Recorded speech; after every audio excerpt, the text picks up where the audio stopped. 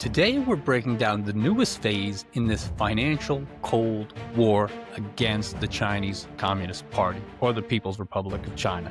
This one's a game changer because Beijing has just tightened its export controls, direct retaliation against President Trump and the United States. So welcome back, Perseverance Pioneers, to another powerful episode of the Perseverance Mindset Podcast, live from our famous Dialogue Den. The effects are rippling through every sector of the global economy, not just ours.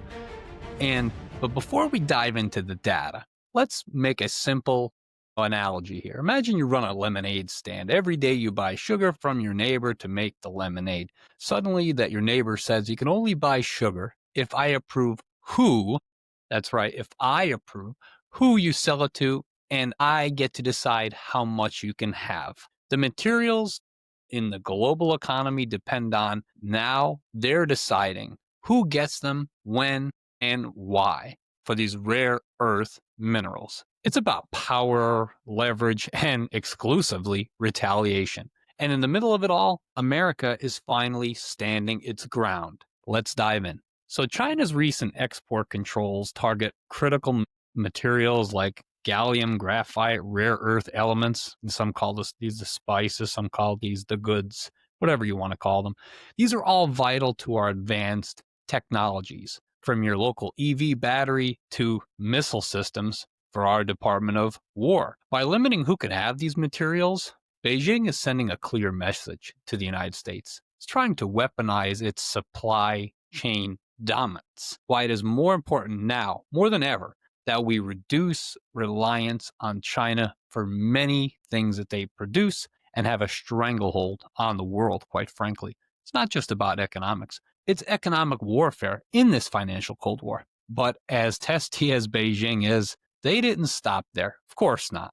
China has a 100-year plan. They're not talking about next week, next year, the next 5 years, 10 years. They're talking the next one. That's how President Xi thinks. So according to the Wall Street Journal, in a recent article we were reading on the Wall Street Journal edition, great newspaper, highly recommend, China has launched a new offensive in the tech arena.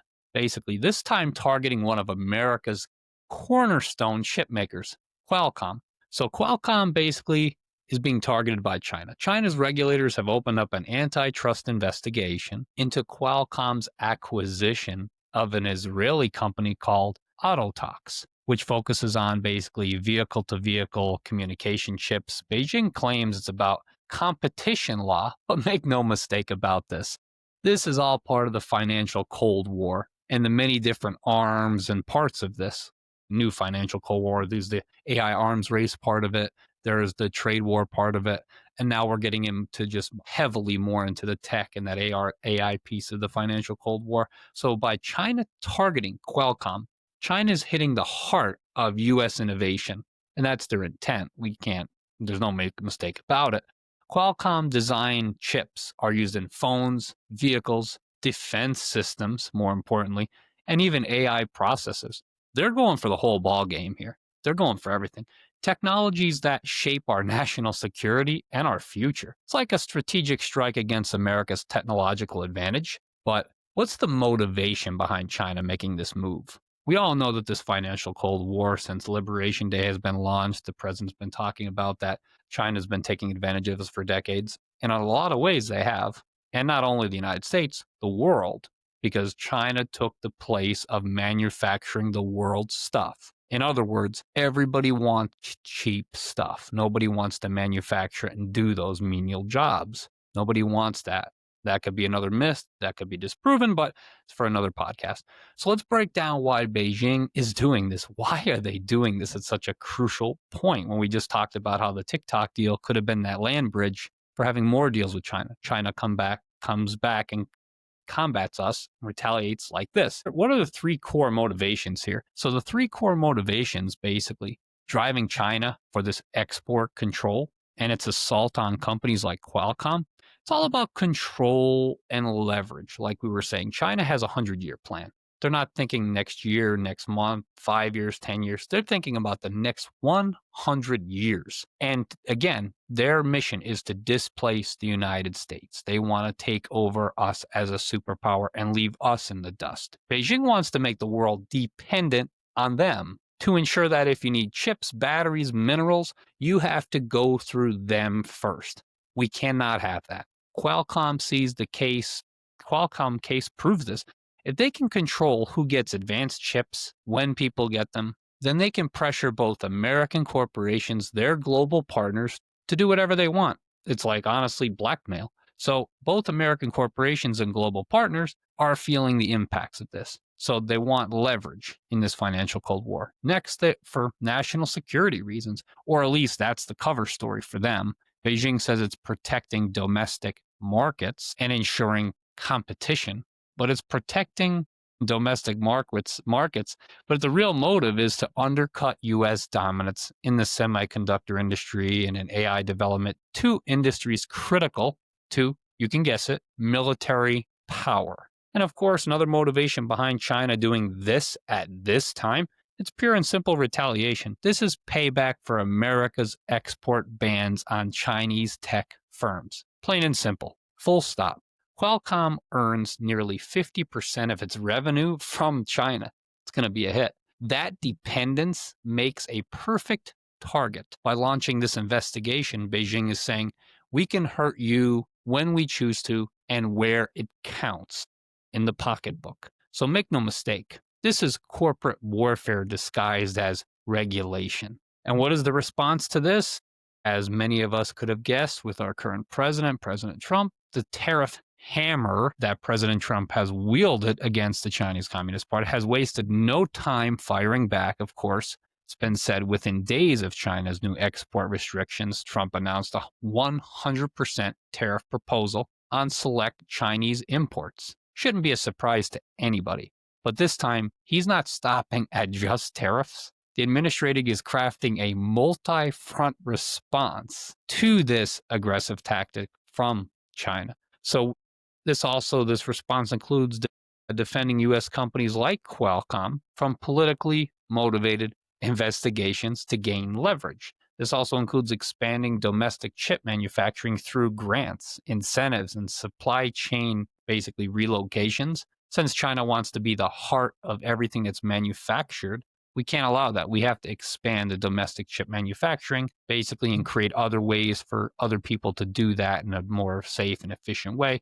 We're also going to be building coalitions with our allies and partners, which are current allies, is Japan, South Korea, and the EU, to diversify away from China's mineral and tech supply chokeholds, which they are.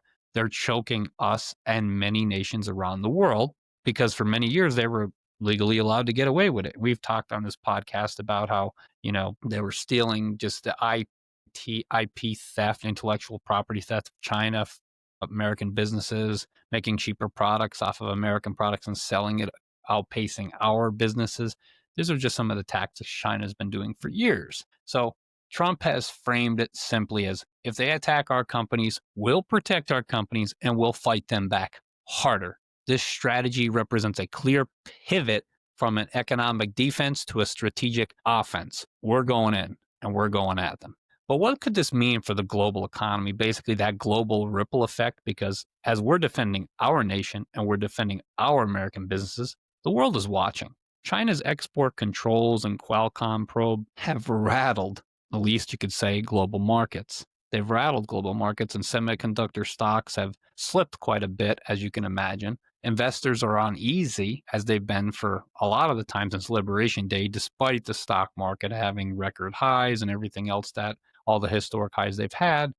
The U.S. allies are reassuring their supply chains. European manufacturers are basically dependent on rare earths, which is so unfortunate for them because they've put themselves in these positions. They're scrambling to find these alternatives because no one ever thought to think, what if China just one day says no? Nobody thought of that.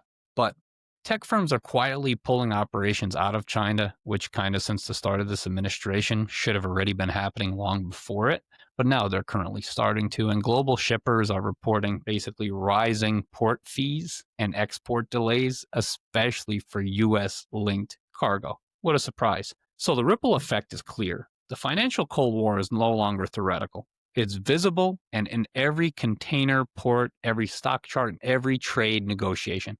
This isn't just about goods. It's about global influence, and who will run the table in many terms and industries such as AI, trade, finance for the next 50 to 100 years, as we've been discussing this on the podcast. So what else could we expect from America's strategic counterpunch to China and the People's Republic of China? So President Trump and his administration is now preparing a second wave of actions. So some of these include legal measures under the Defense Production Act to shield the critical industries that could be targeted from China in just retaliatory type of situations. We're also reviewing sanctions on Chinese regulators who weaponize trade law and use it against the United States, and also looking at incentives for allied investment getting away from China in the U.S. and the U.S.'s tech infrastructure. The White House is also reportedly considering a tech shield initiative. Basically, that framework would be defending for U.S. corporations that have been targeted in this financial Cold War, including financial support and diplomatic intervention when necessary. If Qualcomm probe escalates more, which many people believe it will, expect the administration to respond with a counter-sanction bill, agreement, executive order on Chinese firms operating in U.S. markets. We can pull the plug on that, and that's where it would matter and hurt them the most. So this is about protecting American sovereignty in many times where we haven't over the decades, and ensuring that no foreign government can intimidate the U.S. through its companies or through bureaucratic warfare like China's looking to do.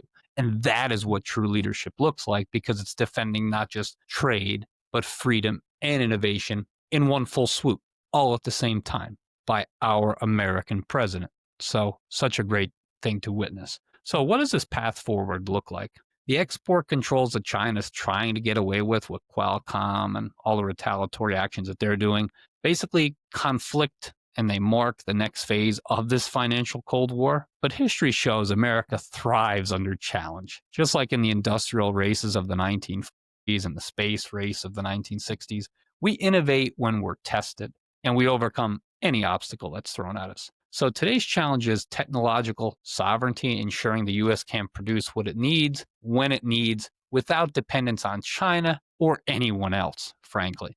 And this is where perseverance meets purpose. From American workers building microchips in Arizona, to engineers pushing for AI frontiers in Texas, to many of our policy leaders standing tall against foreign coercion, we're proving once again that freedom fuels innovation. The financial Cold War may be global, but its outcome will be depending on one thing: the strength and unity of the American people. I am your host, John Zadzura, reminding you that true strength isn't about avoiding conflict. It's about meeting it head on with courage, conviction, and most of all, perseverance. Thank you for watching. So until next time, stand proud, stay informed, and never stop believing in the greatness and goodness of America. Thank you.